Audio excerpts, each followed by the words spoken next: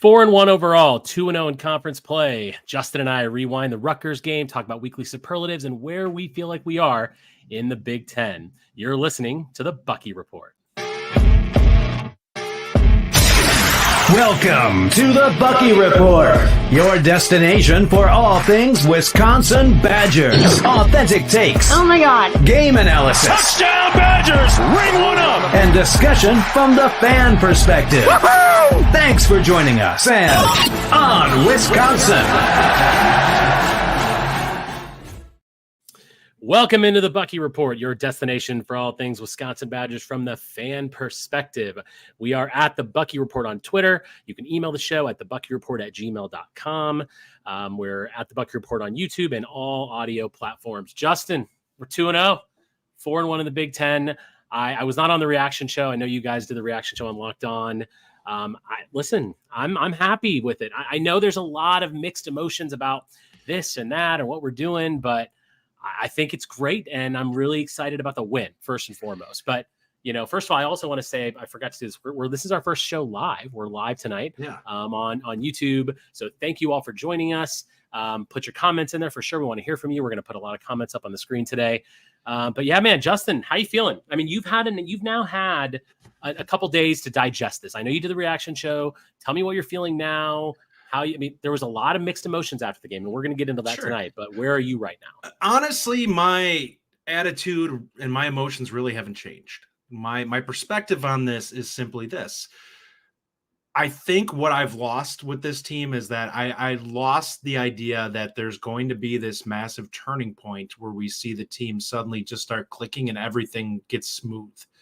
I think this is going to be a season where things are just up and down the whole year. And it is just what it is. I'm hoping that we can minimize that in some regard, but I don't have this feeling anymore that we're going to have like this lockdown offense that just seems to go out there and start moving the football at will.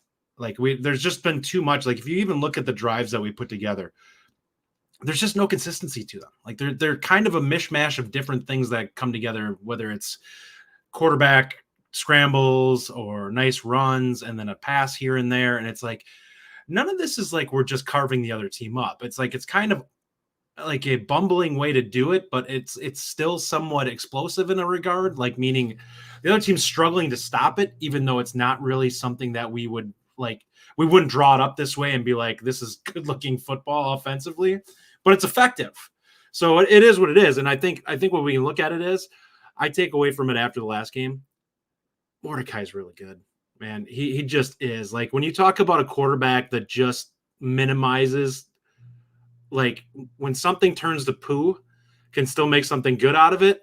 That is what Mordecai does. Like he just takes these plays that are just an abomination and should be like a quarterback diving on the ball in the backfield and somehow turns it into like a 4-yard run or whatever, or picks it up and like the Ashcraft play in the last game.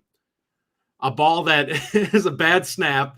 He's got a guy in his face and somehow throws a ball downfield. It's a wobbling duck, but it's like puts it roughly where it's the best spot it could be for that tight end to go up and get it.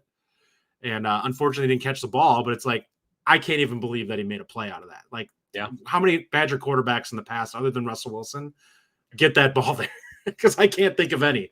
I mean, the things that he does is really just special. And if Mertz was on this team, I have no idea where we'd be. I'll tell you what, we wouldn't be 4-1 and 2-0 in conference.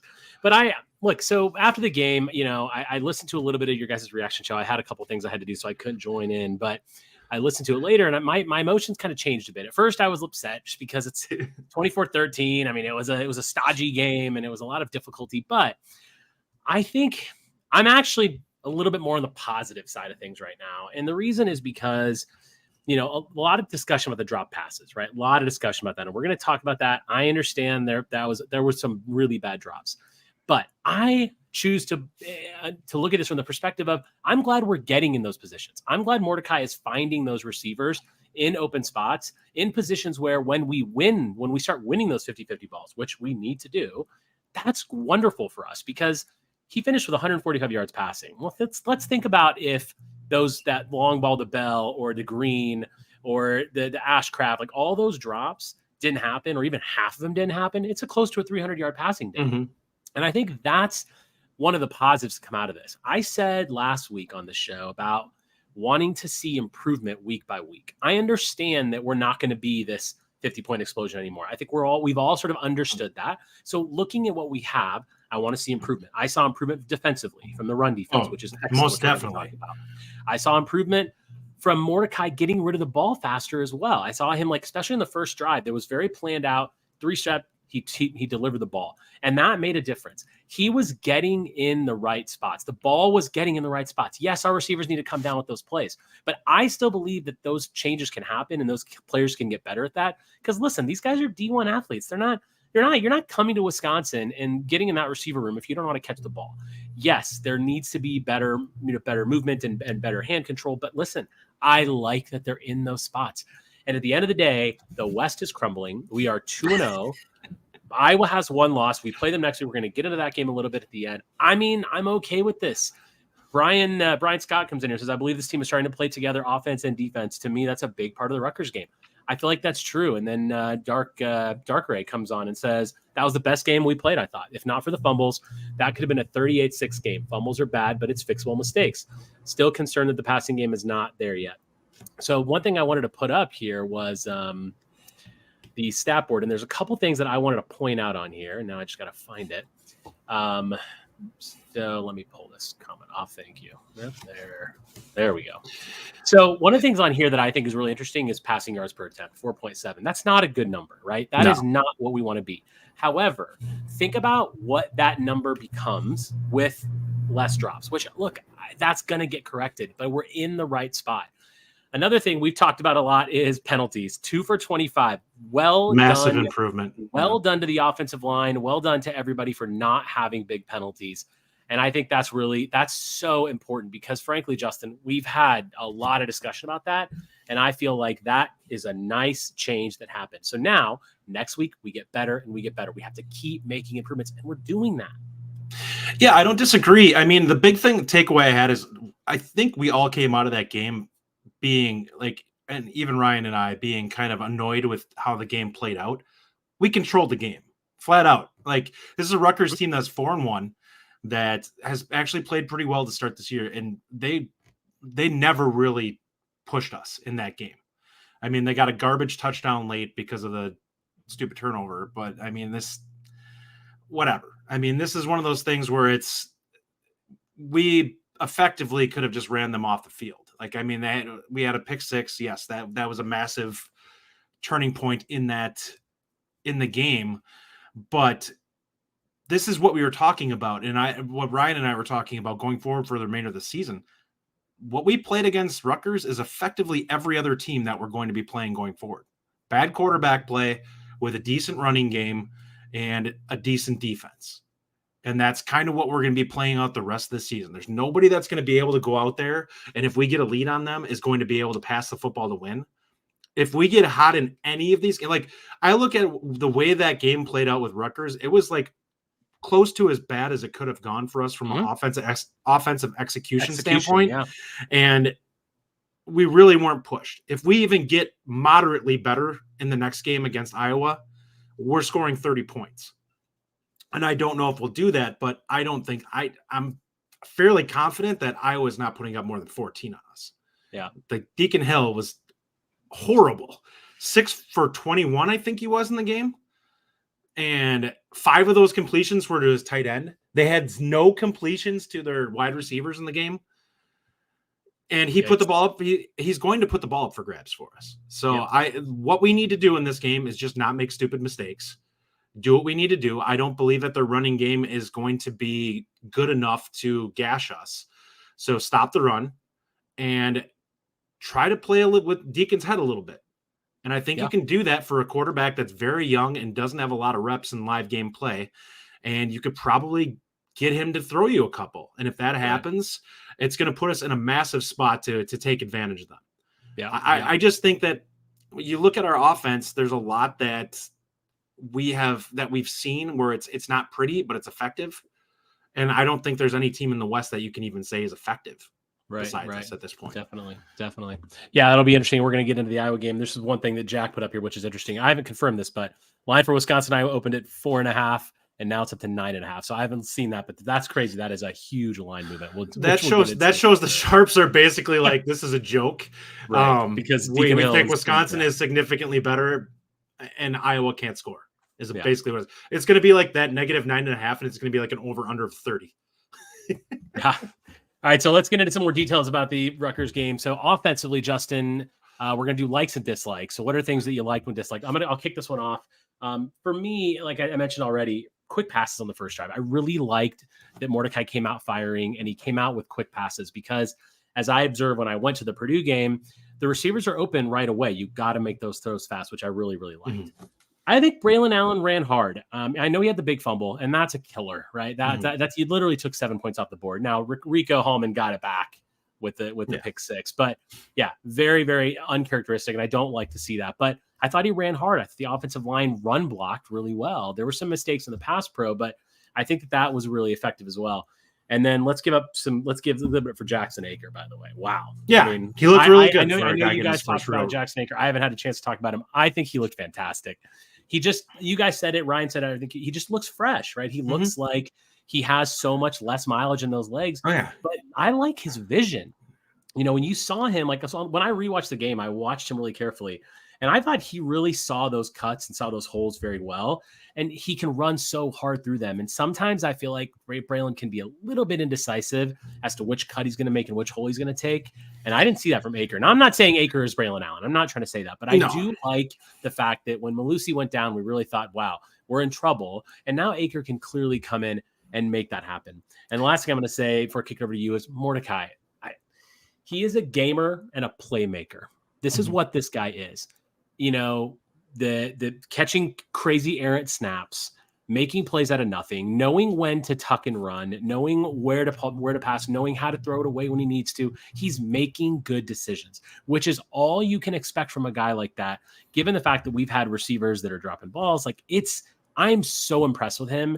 And look, I know that he doesn't have the flashiest numbers that we all expected him to have. He had 145 yards passing. He doesn't have this crazy touchdown to interception ratio, which we also talked about seeing, but I'm liking what I see. So, I think there's a lot of positives from it. Those are a few that I like. And we're moving in the right direction. Justin, what do you like about the offense?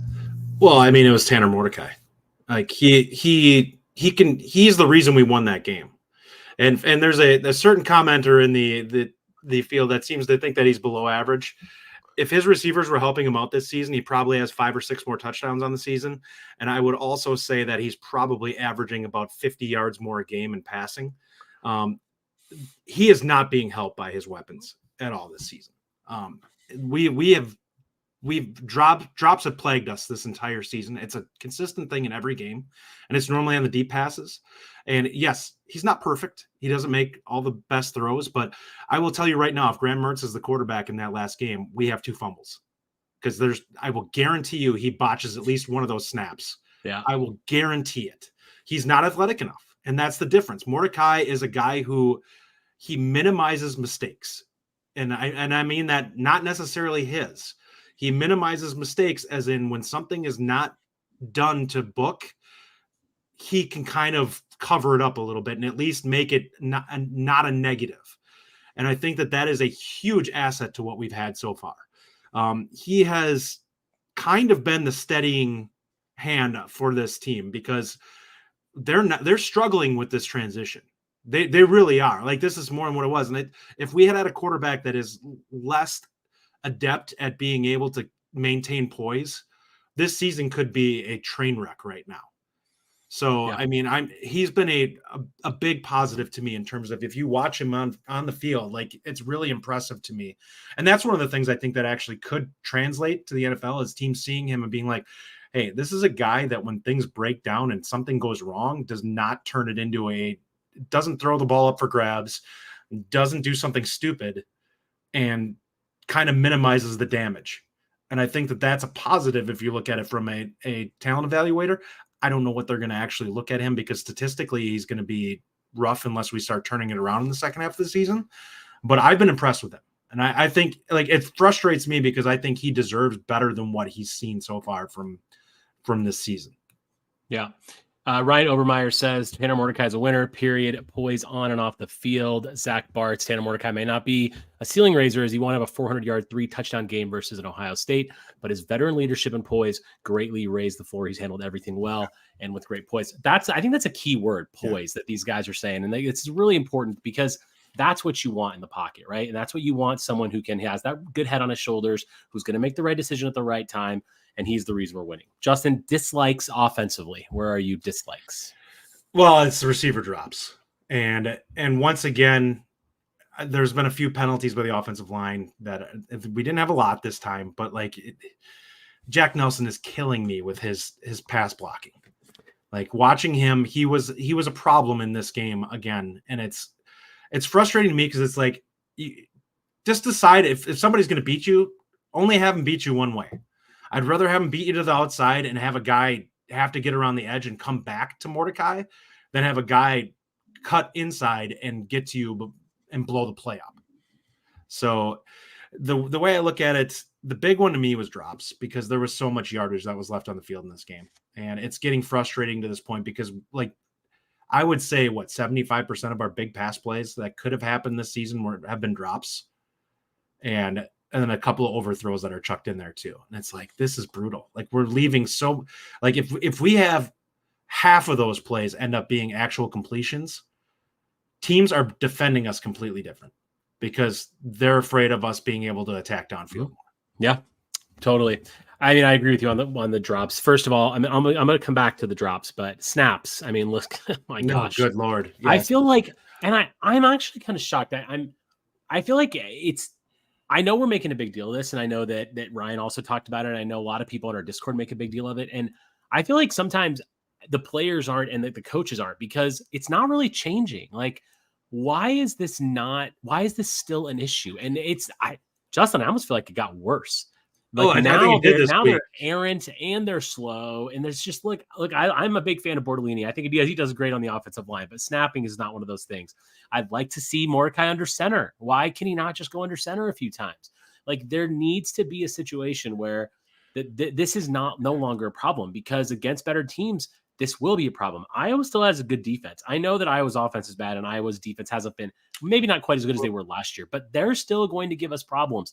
And that extra split second of time it takes for Mordecai to catch the ball and to hand it off to Braelon Allen or to get something going, is someone from the edge. It's an outside linebacker getting into the backfield now. And now all of a sudden that chase is faster behind Braelon Allen and he can't hit that hole faster. That's a real big thing for me. And then the wide receiver drops. So during the game, I was in the Discord and I was talking about how, yes, the Bell specifically, the Bell catch, it was an underthrown ball. But when I watched it back, I thought, okay, yeah, could he have thrown it deeper into the end zone? Sure. But come on, man. It can't. You just got it. And also, I feel like every single time it happened, so Green's pass it was on a fade route or something to the right side, Bell's, they go up there. They're in really good position. They just don't get their hands on it. It hits them in the face. They allow the defender to get in there, and the defenders made good plays. But that's the difference, right, between a guy that's got NFL potential and guys that don't, is you have to be able to go up there, high point the ball, and come down with it. I'm really surprised Bryson Green didn't come down with his because that's what I expected him to do. But Bell, and they have to do it. I mean, even Dike had a drop that he could have caught. And I'm not sure what it is. I'm not sure if it's, is it overconfidence? What is the reason that they're dropping them? And we need to get into that more, but it is a concern. But again, I like the fact that we're even in the positions to make the catches, because when we can make the catches, that's how you beat an Ohio State. That's how you beat a Michigan. We have that potential. I'm not saying we're there execution wise, because we're not, but we do have that. So yeah, the drops for me too, man. I tell you, it's really a struggle. Yeah, you really have to come back and attack the football. And that to me is at least on the green one, we got a pass interference. And that's kind of the thing that I can deal with Bell missing that pass if we pick up 15 yards. It's you need to come back and attack that. So at least we get something out of it. It is just frustrating. And I agree with you on the snaps. I think, and I'll tell you what perspective I think that they have on this. I think hypothetically or theoretically, the way Longo looks at it is when you're taking shotgun snaps, you have more time to survey the field. and you're not turning your back on the defense. So that's time you can actively spend assessing where you should be going with the football. The downside to that is if your snaps aren't working, but then you kind of have to revamp the entire offense because it's not really built to be in drops. It's meant to be shotgun snaps. So my guess is he doesn't want to have to completely redo it. Now, we could pray to God that Renfro is back this week. It would not be the week to come back in. Your first start coming back against Iowa is probably not the way you want to do it.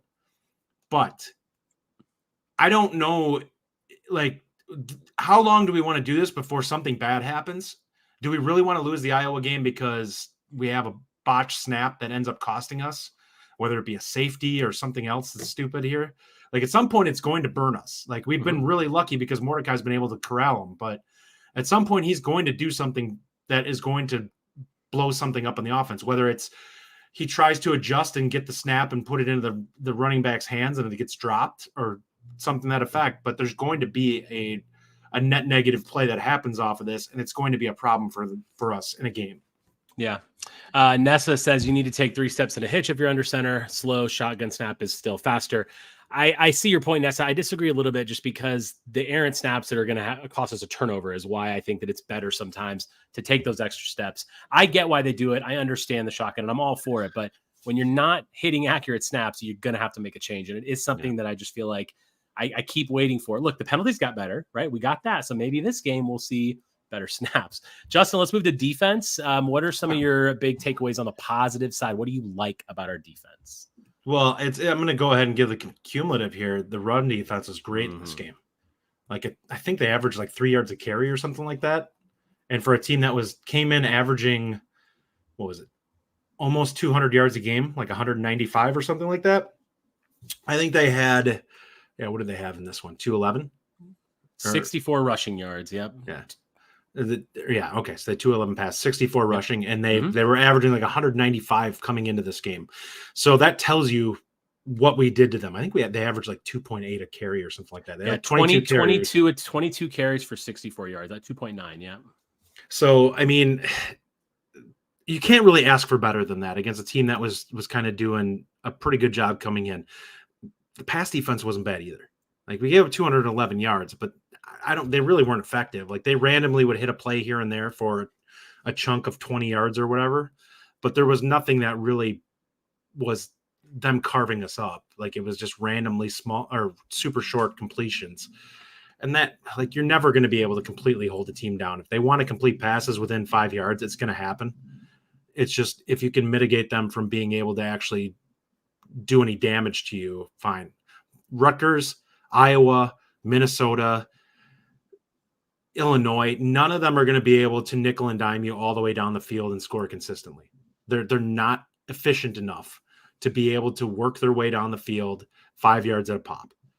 And that is the difference between us and them, is that we can go at least into the intermediate and complete some passes to get some chunks to kind of keep the ball moving. And if you don't have anybody open, you have a quarterback that's still capable of taking off, which makes a huge difference. Yeah. Yeah, I mean, the run defense it was great to see that. Really, just, we've talked a lot about how we've just kind of looked like a sieve at times, and this game was really got a lot better. Now, we expect it to, right? We know that our inside linebackers do better, kind of with inside tackle running. I really like the way we shut down the quarterback too. I mean, I know that Wimsatt's not really a great quarterback, and he's definitely one of the worst ones that we've seen, but he has the running threat. And we did a nice job containing him and not letting him really beat us with his legs. So that's good. When you give up 64 rushing yards to a team that literally runs the ball on a 2-to-1 ratio, I mean, that's what's coming into this game. That's fantastic. That's really, really good. I'm glad to see that, because that just says we know what you do best and we're going to shut it down. And it kind of gives me some confidence that we know we have that going in. A couple players that I really liked is, first of all, Rico Hallman. I mean, wow. Yeah. Has he not just become our best cornerback right now? Wow. Just unbelievable. Yeah, it's not close, to be quite frank. It's not. And he's doing great. The interception was such a good read play. And you know what? He caught the ball too. That's not an easy catch for a cornerback to go up there, get the ball at the very, very top. He kind of, he fumbled it a little bit, but he brought it down, ran to the house. That was a huge play. That made up for that Braelon Allen fumble. And then a couple other guys. I think that CJ Getz had a really nice game. I think James Thompson continues to do well. And I also think that Ben Barton looked a little better today. Mhm. I thought that he was a nice, he had some nice plays, and I just saw him more, and I feel like that's nice to see. The inside linebackers did well. Stopping the run was solid. And let's go to the safeties. My gosh, Hunter Wooler. I mean, just what can you say? Like, the guy is doing exactly what we expected him to do, and he's fantastic. I am a little bit surprised he didn't get the targeting call. I know that if you look at it really carefully, probably shouldn't have been, but I'm just we've seen it before. Yeah, we've exactly seen that called a targeting before, even though we don't necessarily agree with it. But I was shocked because I've seen it so many times where it's like, all right, whatever. Yeah. And when they picked it up, I'm like, all right, well, for once they actually didn't call this. No, I agree. I actually thought Austin Brown actually looked pretty good too. He really can move out on the field. He makes up ground so quickly. He's a guy I'm really high on for next year. I don't know how much more we'll see him this season, but I would love to see him kind of get out on the field a little bit more. He played quite a bit in the second half. So I'm hoping that continues because his athleticism out there really makes the safety position interesting for us. I would say he's probably our most athletic safety right now. Mm-hmm. And that's with Blaylock not being a slouch at safety either. Yeah, no doubt. And Latu played better this game as well, which was nice to see. All right, what do you dislike defensively from this game, Justin? Well, as much as we talked about the middle linebackers being improved, Jordan Turner on that pass play for the touchdown was just his feet were in concrete on that. And it's like, you got to run with that guy. When you see him cut across your face, you need to go with him, because if you grab him, that play should have never happened. And listen, it's going to happen from time to time, but it's like the one area we know we're not very, very good right now is our middle linebackers are not great in coverage. Mm-hmm. They're just not. And that is something I think going forward, we're going to see a change with, and I look forward to it. But right now, that is where teams are going to exploit us. And that's where I'm a little worried about going forward with a lot of the teams that we're going to be playing, because a lot of them have quality tight ends that are going to make those guys work. And I'm a little bit worried that we're going to get exploited at that position because those guys aren't great. Yeah, against better teams with better weapons. Absolutely, you're right. I got to say, overall, I don't really have a lot to say about negatives for the defense. Not. I mean, this is a team that was averaging 30 points a game in Rutgers, and I know they haven't played anybody major, and they only put 7 up against Michigan, but we gave up 13. I'm okay with that. If you give up 13 points to teams, you're fine. If you're holding a team 17 points under their average, that's great. That means you're doing your job, and we've done a nice job with it, and that's exactly what we need, and I'm good with it. I really don't have a lot of complaints about the defense. I really just liked everything that we did, and we kept the ball in front of us. We really showed, and look, like you said earlier, we were never in doubt. This game was never in doubt. We were going to win this game, but that's because that defense was stout up front. We saw some stuffed runs, which I really like to see as well. So yeah, I'm good with that. We need to take that into the Iowa game, right? That has to keep going. All right, special teams. Overall thoughts, things you like, dislike, anything in special teams? Well, the kickoffs need to be fixed. That's driving me nuts. Like this, the field is 43 yards wide. You have 43 yards to kick the ball within to not get a penalty. Like, just put it in the field of play. I don't even care at this point. Don't try to angle it if you can't. Just kick it as hard as you can and put it out the back of the end zone. But this garbage where you keep kicking it out of bounds you're putting the defense already in a bad position. Like, I realize it's only the 35, but it's still the 35, or it could be the 25. So that's 10 yards of offense you're just handing to them. Just stop doing it. It's maddening that it's still happening. And I believe this is the fourth time. It's like one a week. It's absurd. I mean, we played 5 games, 4 times. So Vakos is human, which I'm okay with because it was a 53-yard kick, but he's so good. I mean, he barely missed that. He had a leg for that 53-yarder. So I still love you. Kudos to Vakos. I think he's great. I want to give a shout out to Chimere Dike and special teams. It's not something we talk about a lot, but punt returning and being able to fair catch that ball in the right time, making that play, that is a very underrated part of special teams play, because when you have it the other way, when you have a guy who's not making that catch and who you're worried about every time you have the ball punted to you, that's when you know you have a real problem. We don't have that problem with DK. So I saw that during the game many times, and I'm like, you know what? we are really lucky to have a guy like that. I remember when we had Jim Leonard back there and it was equally as great. We knew how confident we were, and when Albert Daris was back there, but this is great. Dike does a fantastic job. It is, it's a very underrated part of special teams. No one really ever talks about it, but it's a good thing when no one's talking about it. So, I mean, that's absolutely huge. But listen, overall, I'm happy with the game. It's a win, Justin. Like, it's a win. I know it's not pretty, and I know that a lot of people they've got a lot of different thoughts on it. I totally hear all the issues. And I was one of those too. I said, I was upset after the game. I thought we can't just be beating this team 24-13. That's not good enough. And there were a lot of things that were not good enough. But this team last year, you take this team exactly as it is now with the coaching and the Mordecai, and you take that Illinois game from last year. We're not getting pummeled by that team. We're going to beat that team, and that's fine. It's okay that it doesn't look as pretty as long as we're improving and we are winning, which to me is everything. Well, and the way I look at the Ohio State game coming up, I was hopeful that we would build to the point where if it potentially got into a little bit of a shootout, we could at least be executing well enough on offense to maybe be able to stay with them a little bit and make some chunk plays on them. I don't think that that's going to be the case. Like, I think we might be able, if that's an ugly game, we might be able to make it a good game. But we're going to need them.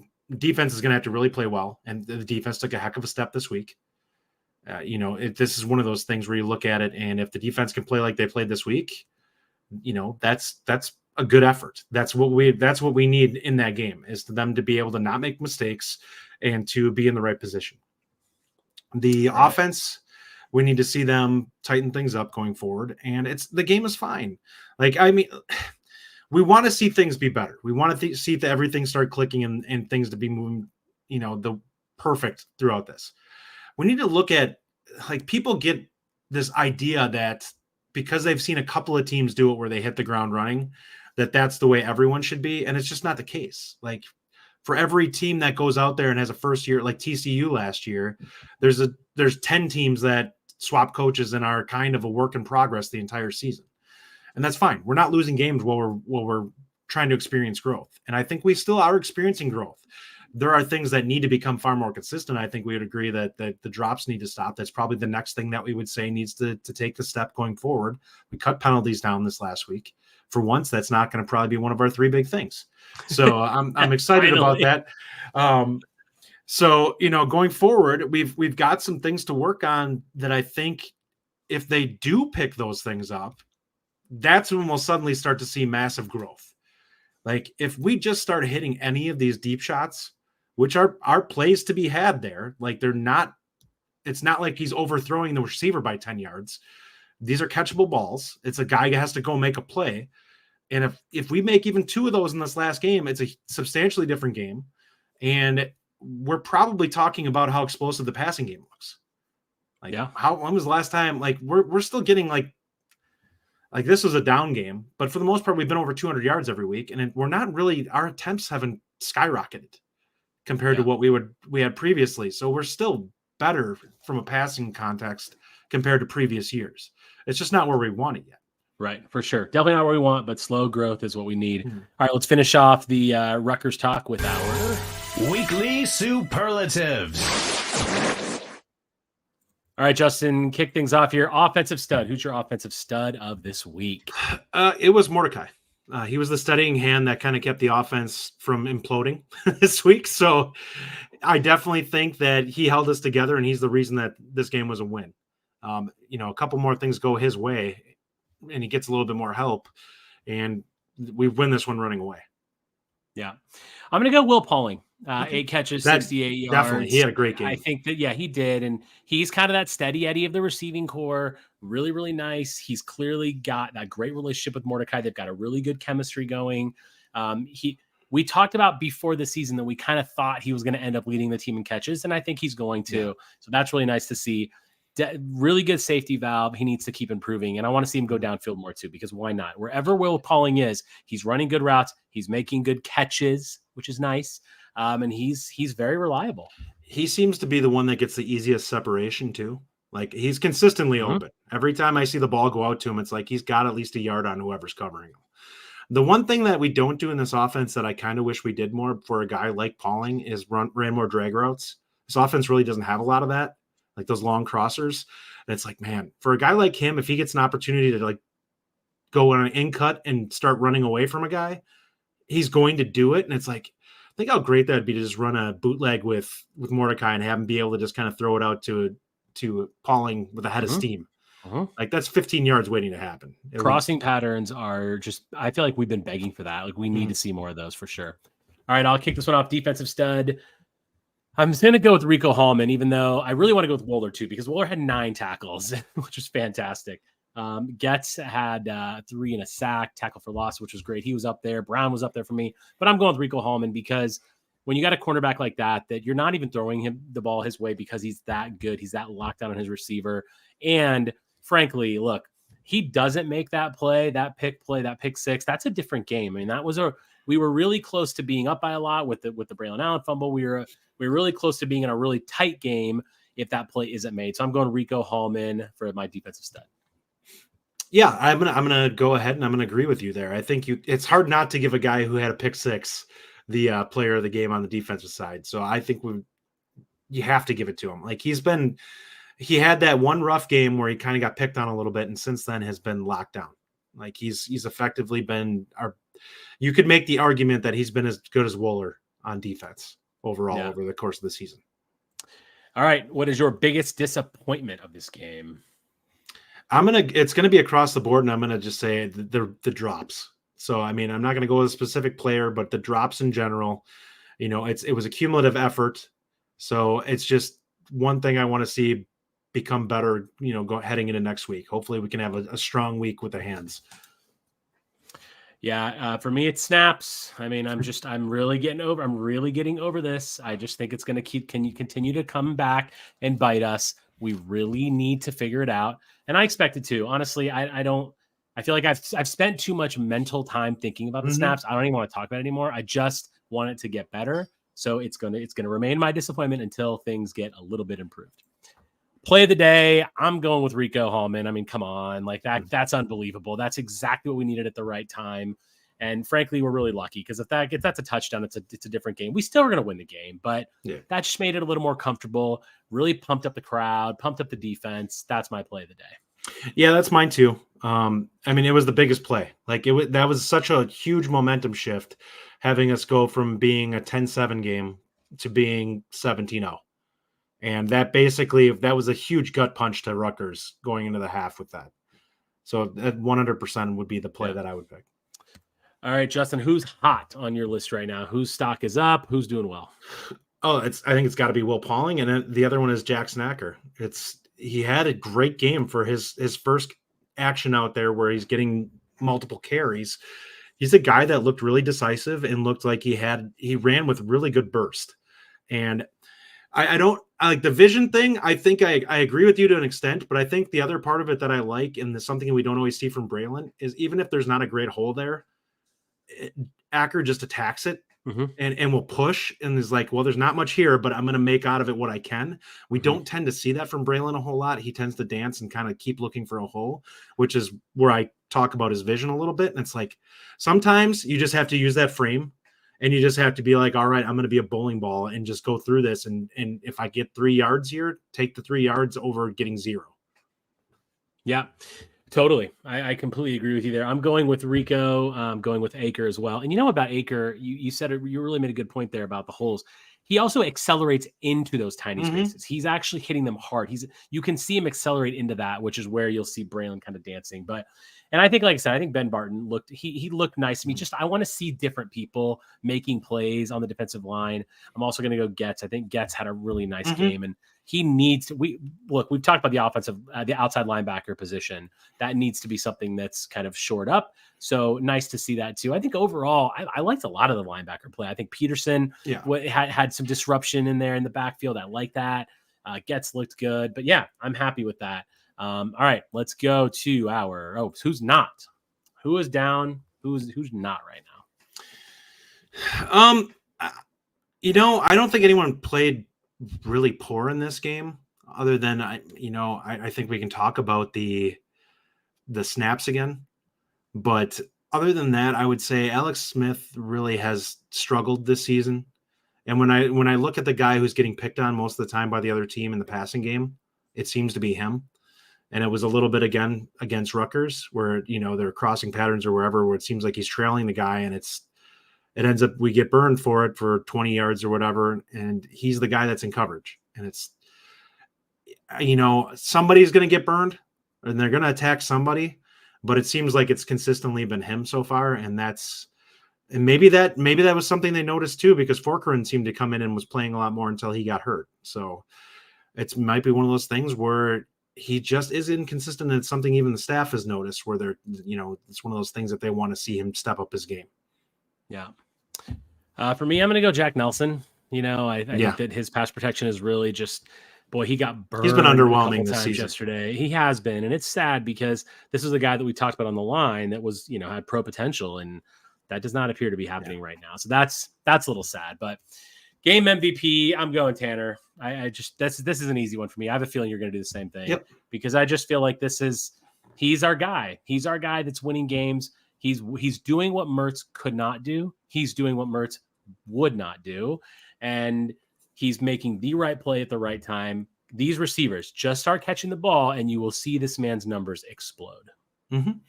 Yeah. I mean, the thing with him is that you look at it and he effectively does all the things that don't show up on a stat sheet at a well above average level. And it's all the things that a mediocre quarterback being out there probably makes a mistake on and would greatly hurt this team. Like we don't have the room for error right now because we're not being consistently, executing at a high level. And that's one of those things where I kind of look at it and it's like, man, some of these things that he kind of covers up are such a big deal for us this year, because if we have somebody who's maybe not as experienced, we could look really, really poor on offense. Yeah. Yeah. Let's get into a few comments. Stephen Keel says, is this team really better than last year or is the division so bad? Look, the division is really bad, but this team is way better than last year just because of Tanner Mordecai. Yeah. And I mean, look, we've got players. I agree that the defense isn't as good as it was last year, but the defense, this team is still better. The division is really, really bad, though. There's no doubt about that. Ryan Obermeyer says, John Meta, 2 tackles, thoughts. Yeah, we're going to talk about, let's get into this right now. This is some good and bad takes. I need to just come out and say I was really wrong about Muma Jungmeta. He's had a rough year, and Skylar Bowe for that matter. And yeah, look, he had 2 tackles yesterday, and in a game where with what we were seeing from Rutgers offense, he should have dominated. And there were times where he was just chasing the play. He was overrunning. I watched him carefully, and boy, it's not clicking with Jungmeta, which doesn't really make a lot of sense to me. I mean, Chaney and Turner, frankly, look infinitely better than him right now. And I almost think he looks like a bit of a defensive liability. And this is something that I got very wrong. I really was high on Meta, and I think he looked really good last year. But I don't know if his head's not in it, if he's carrying an injury of some kind, something isn't right because it's just not the same guy. Yeah, and then Darkrai, I don't know if I'm saying that right. Rucci was terrible. He struggled yesterday. There's no doubting that. One of the drops I actually took back when I saw it in replay. It was well behind him, and he only got one hand on it. And that one I kind of looked at him like there's no way with his momentum that he's catching that football. But he had a couple other ones that he struggled with, and then the fumble was just brutal. Listen, I like seeing him have a good day, but we need him to step it up. Like, you're the senior man in that room. Ashcraft is a true freshman, so like I expect him to be up and down. But you're 4 years into the program now, I think, at this point with Rucci. It's like you need to make the plays that are there. Like at this point, I expect you to be reliable with the hands and be able to do the little things. Yeah. Some more responses to our question about who's not hot right now. Ryan Overmeyer says Nelson, Neza, Nelson, and Smith. Ryan says Rucci, Bird Dogger, Smith, Jungmeta, Nelson. A lot of the same things that we're seeing and everywhere. Justin, what are some of your bad takes coming into the year? Like, now that we've been through 5 games, what's something that you just got wrong? Oh, I think everybody was wrong on Smith. We all expected him to be good. I was more hesitant with Nelson. There were a lot of people talking about him like he was a potential first rounder. And I'm like, I did not see him dominate in the way last year that you expect somebody who's going to be going in the first round to dominate.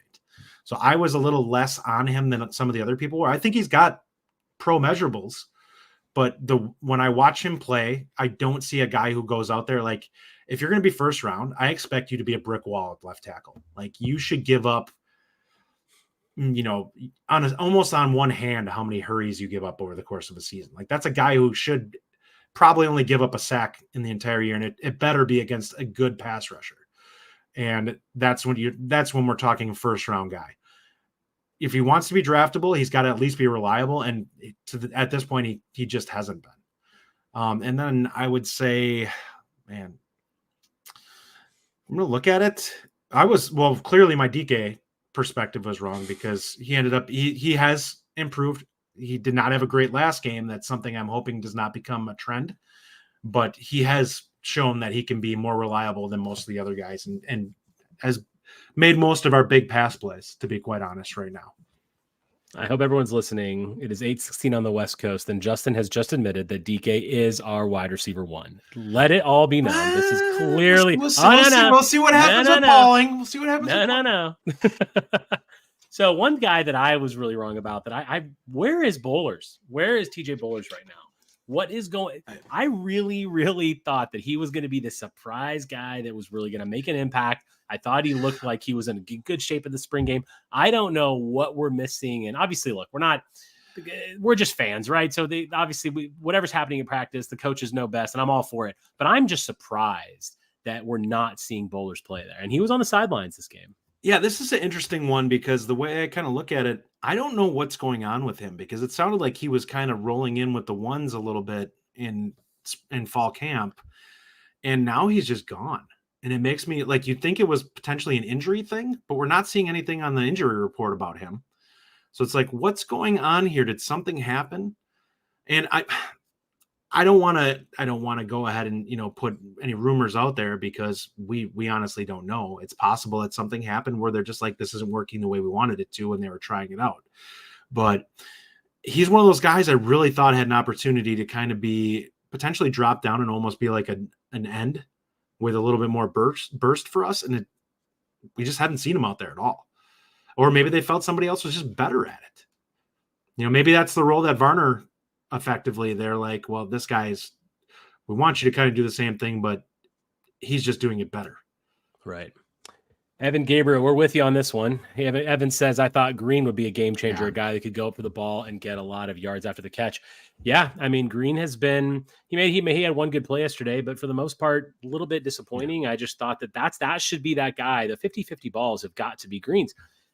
100%. That was the guy. If you asked me before the season, who do you want in a 50-50 situation? I was going to take Green, and I think we all would have taken Green, and that just hasn't really materialized yet. So there is definitely something to be said for that and how he just hasn't been able to really. What do you think is the real reason here? Because I think we all agree he has talent, but what do you think is going wrong with Bryson Green and his ability to really be that game-changing player? I think that they just struggle to get on the same page because he spent so much time out. Like he really didn't start kind of getting rolled into things until the second week of fall camp, I think, is when he started getting kind of rolled in with the ones. And I just don't think he had that chemistry. And I still don't. That's one of those things when they're trying to figure things out and who to put into the game. You have to have a guy that the quarterback knows what he's going to do. And if they're not on the same page mentally, reacting the same way, that's how turnovers happen. And I think that some of that was like, we saw the talent that's there. That ball that he plucked out of the air on the long third down catch that he had this last game was like, that is the type of way, like how strong his hands were on that play. That is an NFL catch. Mm-hmm. The way he grabbed that ball, we have guys that don't attack the ball that way on this team. There's not many of them. And that's one of those things that we need to start seeing him do that regularly because he's capable of attacking a corner and getting that separation just based off of strength. And that's something we need to see more from him. But yeah, it hasn't to this point been something that he's been able to get done. And like I said, he did have the deep ball that he dropped, but he still got us a penalty out of it, which is something, I'll take either way. Like whatever we get out of it, it's a plus play for us offensively. Yeah. Whether you make the catch or not, you still at least got something positive out of it for the offense. Now, we still would rather have him make that catch because I think he would have been down at like what, inside the 10 on that catch if he would have grabbed it. Yep. So it would have been a much bigger deal because I think that was the one we got. That was the first drive, right? We got a field goal on it instead. Yeah. Yep. So that would have been a big difference. A few more comments here. Jeff's Garden Tour says, nice to see DeClona get some playing time, although I think he got beat on a pass play late in the game. I agree. He actually did come in. He looked pretty good. I'm happy to see him out there. Forker obviously got hurt, but we'll see how he materializes and goes.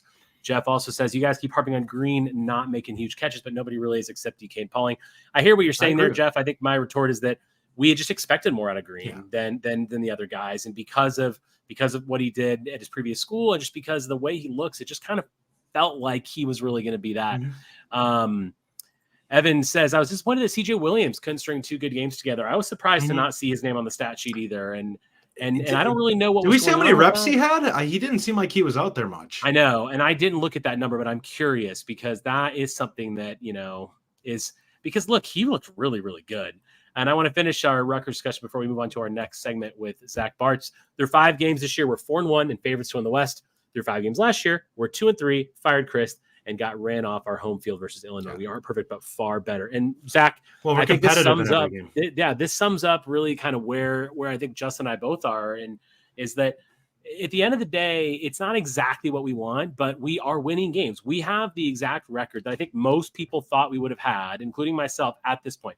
I thought the loss wouldn't come at Wazoo. I thought it was going to come at Purdue, but hey, we're still 4-1, which is a fine situation to be in, and we are absolutely clear favorites to win the West. But the question now is, Justin, can we win the Big Ten? That's really the issue. So let's go through the quick Big Ten scores and our Big Ten roundup and kind of talk a little bit about. Let me say one more thing before we jump onto that. And what I kind of want to say with this is, I feel like as a fan base, we're kind of getting a little over our skis a little bit looking at this team. And what we need to look at, if you want to look at the improvement compared to last year to this year, we had to move up to get to, what was it, 26 points or 25 and a half or whatever we ended the season at. Like, we were terrible offensively last year. We are averaging around 30 now, and we're not even hitting stride. And I would not be shocked if the way we end the season is we end up still above 30 points. So if that tells you nothing more than that, I realized last year we had a couple tougher games in there, but offensively we were atrocious. Like, we weren't. There were games we were not competitive in at all, and that is not the case this year. We've been competitive in every game, and this team just seems to have so much more gumption to them when things aren't working out. Like, it may not be pretty the way they get things done, but they get things done. Like, even in the game against Washington State, the effort that they brought to get back into that game was something that we would have wilted completely last year. And instead they got us back in that game. Yeah. Well said. Well said. And I think that's where we are. And we have to take the positives, right? We got to look at kind of where things are and remember that it's not ideal, but we are in a very, very good situation because last year we were hating life at this time. So, all right. Let's talk about the Big Ten. Some unimpressive games. Nobody cares about Northwestern and Howard. That's not important.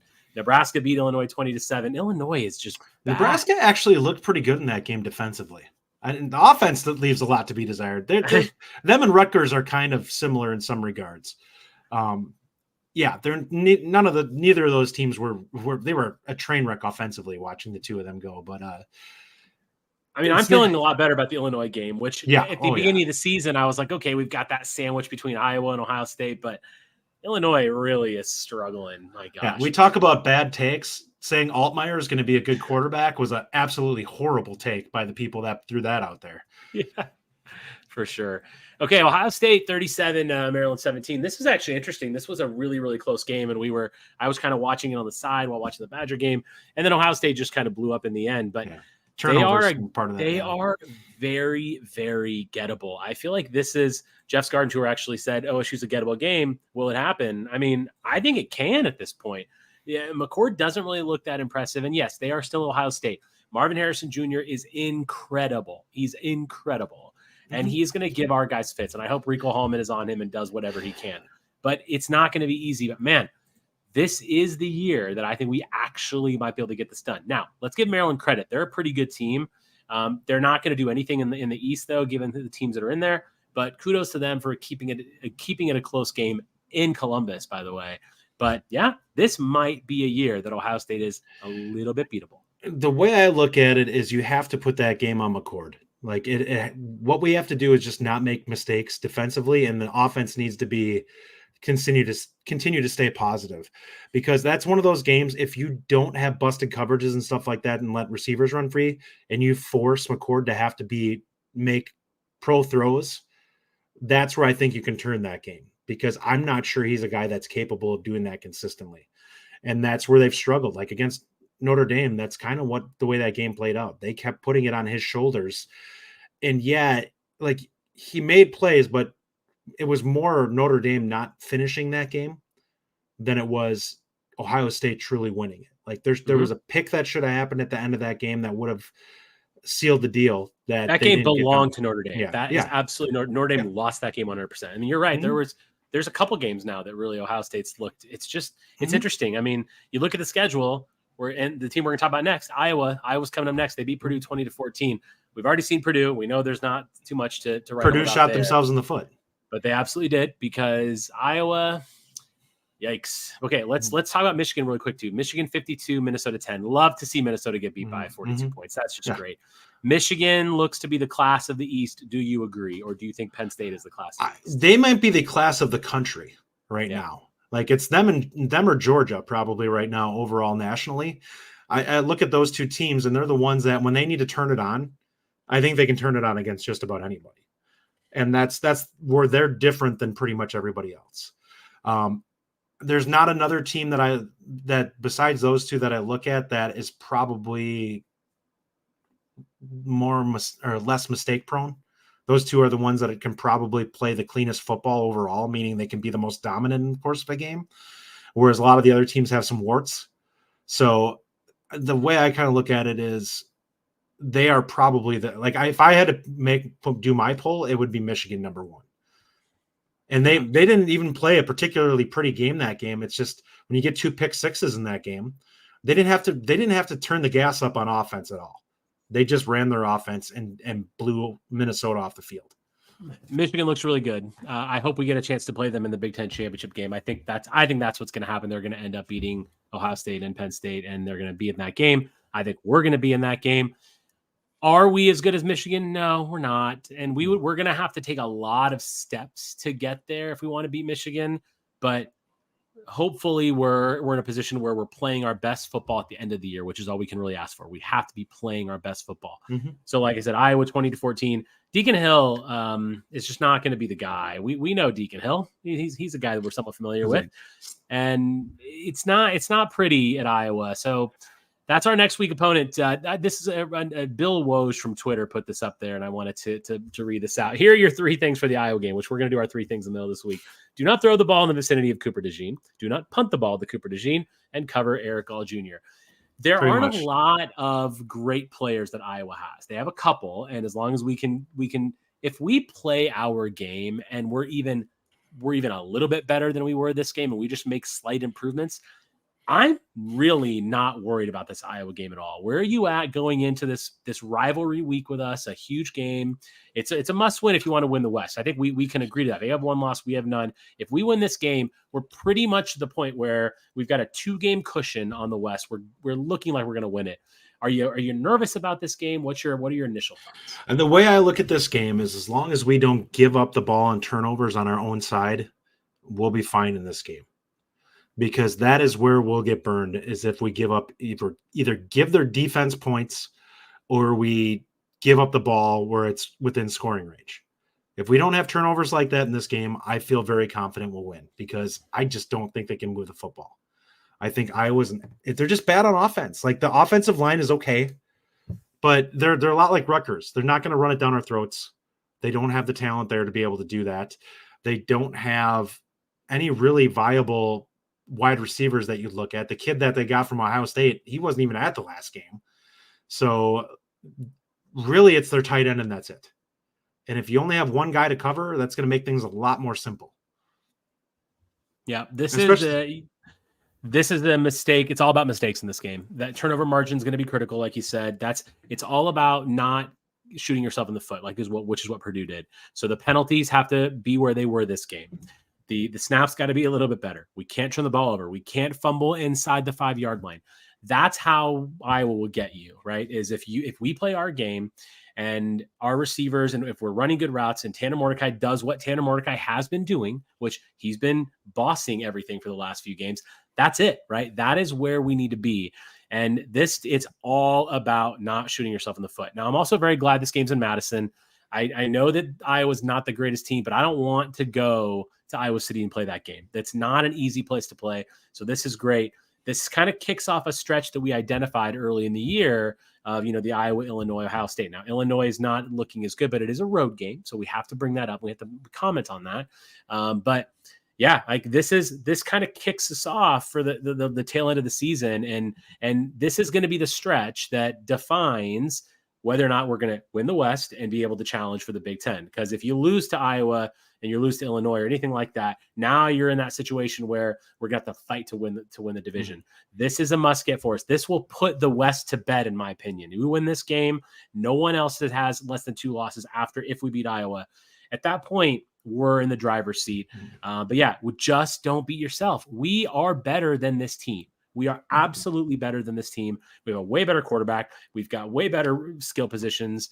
There are key players on that team that are really good. But without McNamara, this just doesn't seem like a game that we're going to lose. Yeah. Ryan Obermeyer, I read there were a lot of drops for Deacon Hill. If the receivers get on track, will it be an issue for Bucky? Short answer, no. And the reason I say that is on the season, Iowa has 20 catches by their wide receivers. I believe somebody showed a stat that the Army wide receivers, a service academy team that runs a triple option, had 34. So that tells you all you need to know about how poor they've been from a skill position standpoint of being able to be productive. I don't think Deacon Hill's capable of being efficient. I just don't think that he's at that level at this point in his career. They didn't want him to be the starter. This is not something where it's like he was the best guy in the room. This is our quarterback's injured and we have the backup in there for a guy that could not beat out Burkett here, who was a year younger than him. So that tells you, in my opinion, a little bit all you need to know. Like, accuracy has been an issue for him in the past, and he's a guy who struggles with touch. And I think our players, to an extent, know him a little bit too, which is a positive thing. Like, instinctually, they kind of know if there's any tells that he has, unless some things have been cleaned up by Iowa. They may have an idea kind of how he tends to, some of the habits that he has at quarterback. So there's some things that they may know just coming into this game based off of playing him in practice. And I don't think that's going to be like the way they run offense, but when you see a guy's mannerisms and the way he does things, he might have a tell. Maybe he pats the ball a certain way when he's getting ready to load up and throw. Those are little things that can be a big deal when you're the defense. Yeah. Yeah. All right, man, let's wrap it up there. I want to say a quick thank you to all of you. This is our first live show. We had nearly 100 people watching us, joining us live. So thank you guys for joining us and for commenting. We like Ryan always says, it's really hard to get through all these comments and see as much as we want to. So, but definitely look, we're going to do our 3 big things like we do in the middle of every week. If you have thoughts for 3 big things, what do you think the 3 big things should be for the Iowa game? We'll give our score predictions during that midweek episode as well. Justin, any final thoughts about where we are right now? I think we're in a good spot. Now is the time. This is our kind of where our season starts going here. Like the Iowa game is huge. If we win every game, but Ohio State, we're going to be in the Big Ten title game.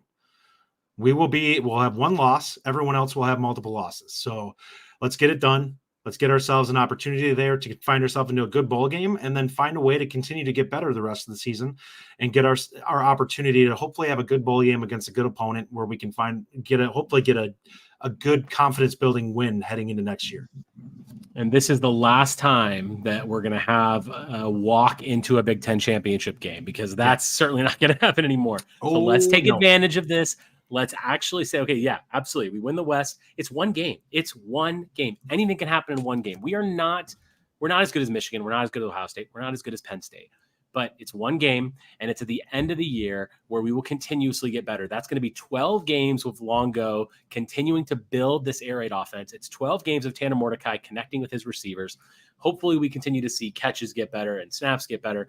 But I believe that everything that we've identified, the thing we've talked about, things that fans are seeing are correctable. Some things are not. Some things we don't have the talent to really go to that next level. But a lot of the things that we're seeing are things that I think we can really get better at. But thank you all for joining us. This has been great. And thank you so much for the early support of the Bucky Report. Justin and I are really humbled, and we're really appreciative. I mean, Ryan from Locked On Badgers has done so much for us by helping us start our own platform and giving us a voice and allowing us to still come on his show. But for all the people that have listened to the show and commented, thank you so much. Please reach out to us. Any feedback, we're welcome. We welcome anything. We want to continue to get better, but thank you so much. It really means a lot. We will catch you in our midweek episode.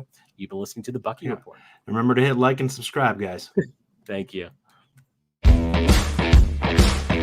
Thank you for listening. If you enjoy the show, subscribe to our YouTube channel at The Bucky Report or The Bucky Report Podcast from wherever you get your content.